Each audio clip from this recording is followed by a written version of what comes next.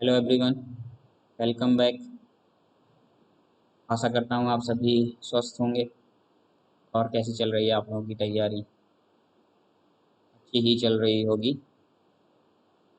और इस तैयारी के साथ साथ थोड़ी सी हेल्प मेरी तरफ से ये कि आपको शॉर्ट वीडियोस में कुछ 15 से 20 क्वेश्चंस 2-3 दिनों में करा दूँ, जिससे आपको कंप्यूटर के क्वेश्चंस में प्रॉब्लम्स ना आए।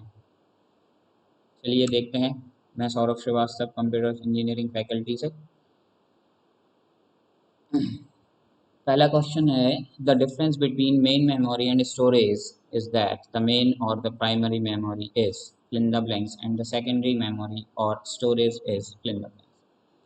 क्वेश्चन का मतलब ये है कि जो मेन मेमोरी है उसकी स्टोरिंग कैपेसिटी या स्टोरेज में और सेकेंडरी मेमोरी की स्टोरेज में क्या डिफरेंस है। तो जो मेन मेमोरी होती है, मेन मेमोरी क्या वॉलेटाइल मेमोरी होती है, मीन्स लाइट चली जाती है तो डाटा उसमें से लॉस हो जाता है। मीन्स वी कैन से कि हमेशा के लिए डाटा उसमें स्टोर नहीं होता। तो मेन मेमोरी में जो डेटा स्टोर है उसको हम टेम्पररी कह सकते हैं, ये टेम्पररी डेटा स्टोर। ठीक है। और सेकेंडरी मेमोरी में हम परमानेंटली डेटा को स्टोर कर सकते हैं। तो यहाँ आंसर आ जाएगा परमानेंट। तो हमारा आंसर क्या होगा?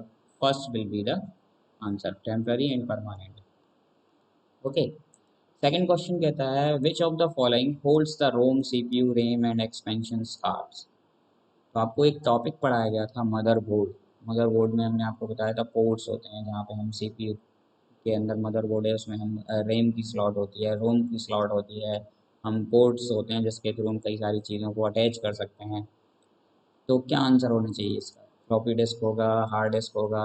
हार्ड डिस्क एक सेकेंडरी स्टोरेज का एग्जांपल है, फ्लॉपी भी सेकेंडरी स्टोरेज का है। मदरबोर्ड एक ऐसा मीन्स हम ये कह सकते हैं प्लेट होती है जिसको मदरबोर्ड्स को कहते हैं, बैकबोन जिसको कहते हैं। इसमें ही सारे पोर्ट्स होते हैं जिसमें हम रोम, रैम, सीपीयू सबको कनेक्ट करते हैं। तो हमारा आंसर क्या होगा? मदरबोर्ड। चलिए, binary system has the base. नाम से ही पता चल रहा है कि बाइनरी मीन्स क्या होता है। बाई मीन्स होता है टू। ठीक है, बाई मीन्स टू होता है।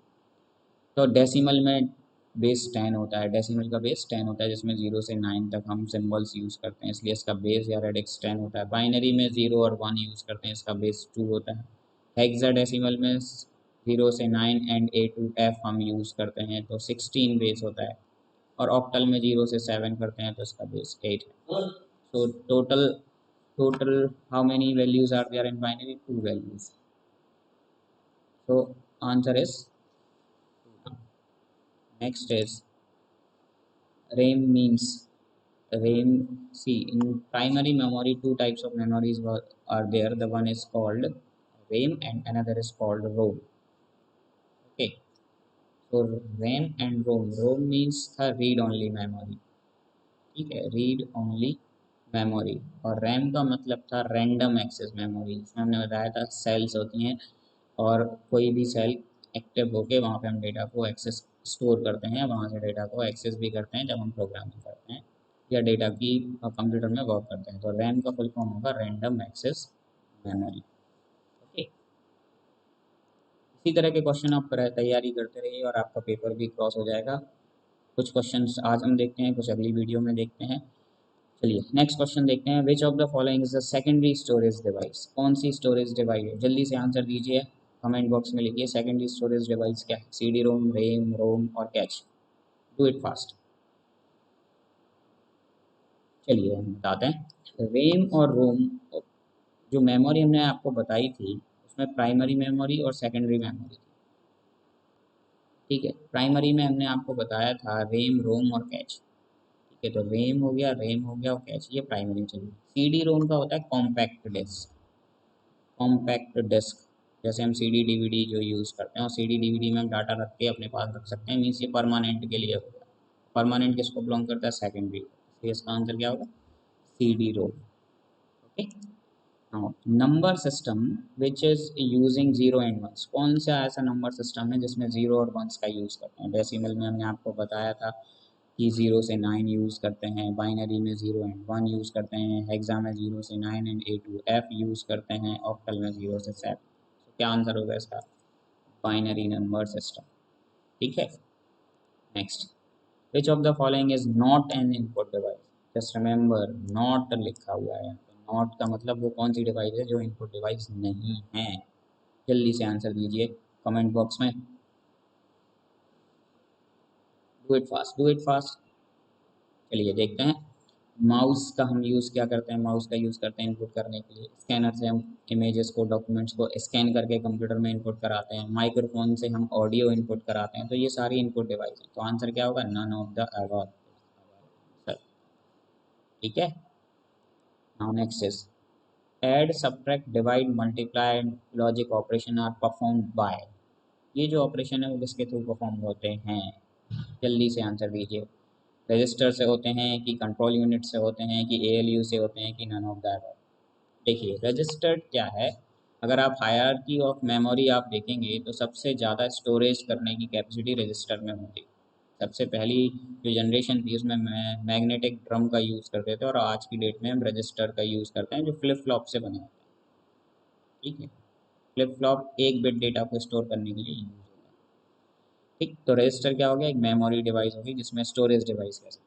कंट्रोल यूनिट, ये हम जितना भी ऑपरेशन परफॉर्म करते हैं, डाटा को एक्सेस करना, ऑपरेशन परफॉर्म करना, मेमोरी देखना, ये सब कंट्रोल यूनिट का काम है। एएलयू होता है अरिथमेटिकल लॉजिकल यूनिट। तो अरिथमेटिक में आपके ऐड, सब्ट्रैक्ट, डिवाइड आ जाते हैं, लॉजिकल में लॉजिक ऑपरेशन। तो एएलयू इज आर आंसर, जो परफॉर्म करता है इन सारे operation. Ninth is binary of 31 is, 31 की बाइनरी हमें निकालनी। तो दो तरीके बताए थे, 31 को आप 2 से डिवाइड करें, 2 15 टाइम्स जाएगा, रिमाइंडर बचेगा 0। 2 को 15 को डिवाइड करोगे 2 तो 7 टाइम जाएगा, रिमाइंडर बचेगा 1। सॉरी यहाँ पे भी 15 टाइम जाएगा, रिमाइंडर इज 1। 2 से 7 को करोगे तो 2 3 जा 6, रिमाइंडर इज ऑल्सो 1। 3 को करोगे तो 2 1 जा 2, रिमाइंडर इज 1।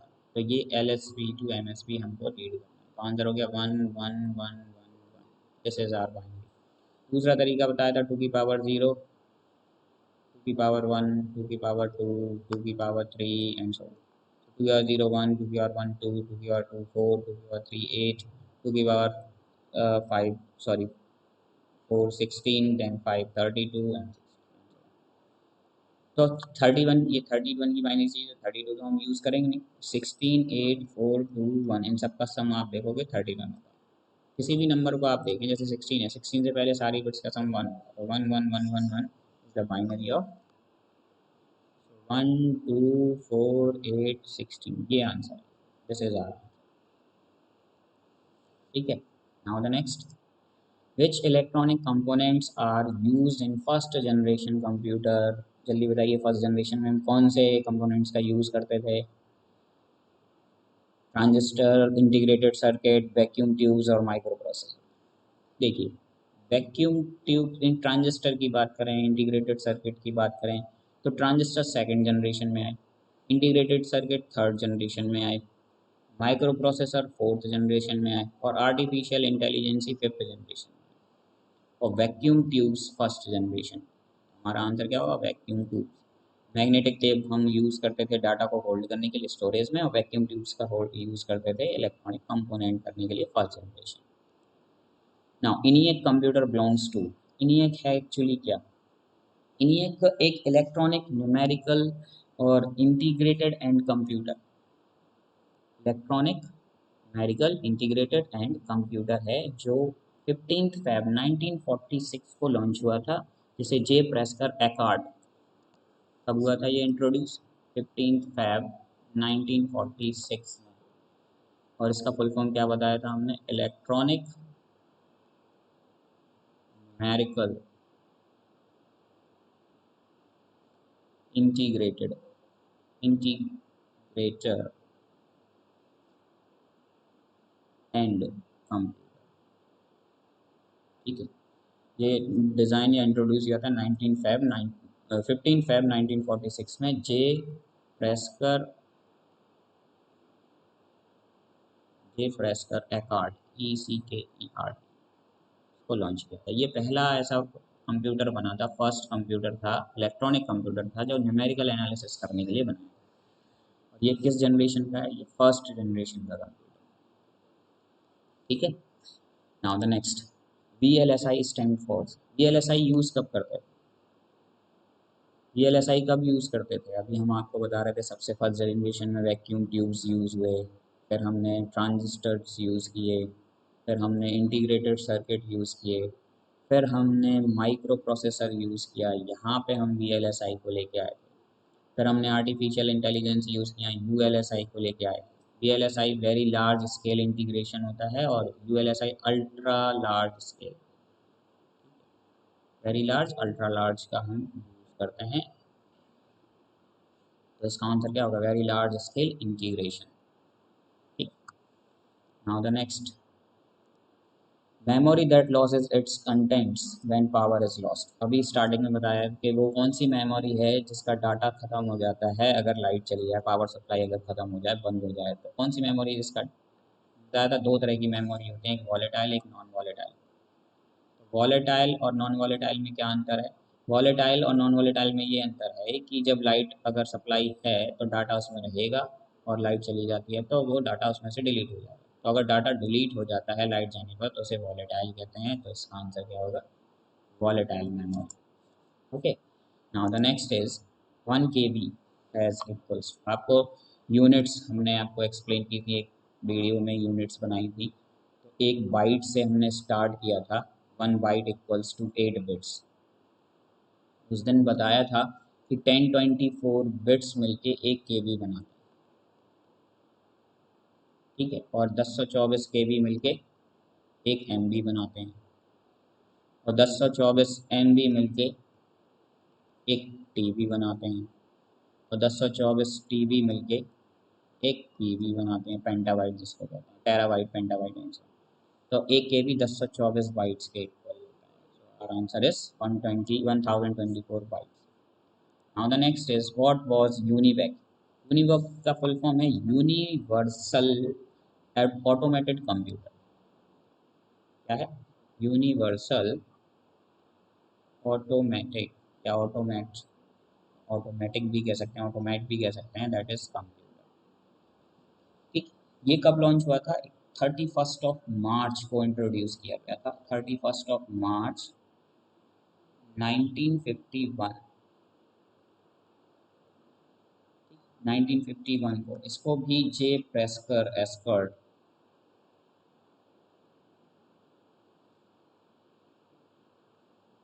और जॉन म्यूचली